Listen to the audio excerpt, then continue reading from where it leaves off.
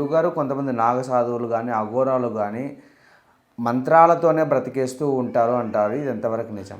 నాన్న 100% వాస్తవం అది. వాళ్ళు మంత్రాలతోనే బతికిస్తారు, వాళ్ళు మంత్ర సాధనతోనే బతికిస్తారు.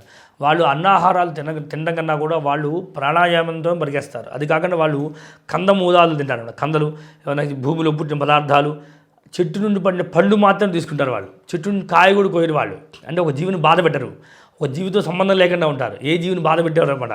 వారికి నిరంతర శివుడు ఆ రోజు ఏ పదార్థం ఇస్తే వాళ్ళు అదే ఆహారంగా తింటారు. అంటే ఎవరి నుండి లాక్కొని తిన్న ఆహారం తినరు. వాళ్ళు ఎవరి దగ్గర నుండి కబ్జా చేయరు, ఎవరి ఆస్తి తినరు, వారు ఎవరితోనూ పర్లేదు.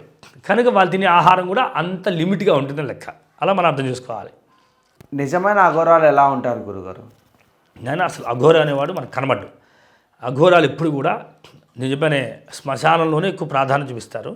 మహంకాళేశ్వరి దగ్గర ఎక్కువ మంది ఉంటారు. ఒక మంచి శక్తిపీఠాల్లో కనబడుతుంటారు. మంచి మంచి శక్తిపీఠాలు కాశీలో కూడా భయంకరంగా ఉంటారు. మహాశ్మశానం దగ్గర ఉంటారు. వీళ్ళు ఎక్కువ శ్మశానానికి లింకే ఉంటారన్నమాట. వీళ్ళు తంత్ర సాధన చేస్తుంటారు. తంత్రం అంటే ఏంటంటే వీళ్ళు భగవంతుని త్వరగా పొందే మార్గాలు ఎదుగుతుంటారు. వారి కోసం శివుడి కోసం కన్న కఠోరం తపస్సు చేస్తుంటారు. వాళ్ళు తప్ప ఇంకెవరు లేరు అన్న భావన వాళ్ళకి వచ్చేస్తుంది అన్నమాట.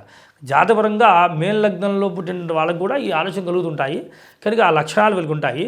కనుక అలాంటి వాళ్ళకి యోగదాయకంగా లైఫ్ రావడానికి కారణం కూడా జాతకంలో ఉండడం వల్ల ఒక యోగం కూడా. అందుకని వాళ్ళు మహాసాధువులు అవుతారు. వాళ్ళు గొప్ప సాధనకి వెళ్ళి ఆ సాధనలోనే భగవంతుని చూస్తూ వాళ్ళు బ్రహ్మానందాన్ని పొందుతుంటారు. మనం ఒకసారి సినిమా చూస్తే 10 నిమిషాలు 3 గంటలు ఎంజాయ్ చేస్తాం. తర్వాత కళ్ళు మంటలు పుడతాం, నిద్ర వస్తుంది, పడుకుంటాం, తలనొప్పి కూడా వస్తుంది. కానీ అలా కాదు. వాళ్ళు ఓం నమఃశివాయ ఓం నమఃశివాయ ఓం నమఃశివాయ కన్న కఠోరం జపం చేస్తూనే ఉంటారు. అలా చేయడం వల్ల వాళ్ళలో ఒక ఉద్రేకం పెరిగిపోతుంది. ఆ జపంలోనే ఒక బ్రహ్మానందాన్ని పొందుతారు. అబ్బా, పరమేశ్వరుడు నా సకల భోగాలు ఇచ్చాడన్న ఫీలింగ్తో వాళ్ళు ఆ పరమేశ్వరుడిని ధ్యానం చేస్తూ ఉంటారట. అదే సర్వస్వం అనుకుంటారట, అదే అన్నం అనుకుంటారట, అదే సంపద అనుకుంటారట. ఇంకా నాకు అది తప్ప నాకేం అక్కర్లేదు, ఆయన తప్ప నాకేం అవసరం లేదు అన్న భావంతో ఉంటారు. కనుకనే వాళ్ళు అఘోరాలు, నాగసాధువులు, సాధువులు అయ్యారు.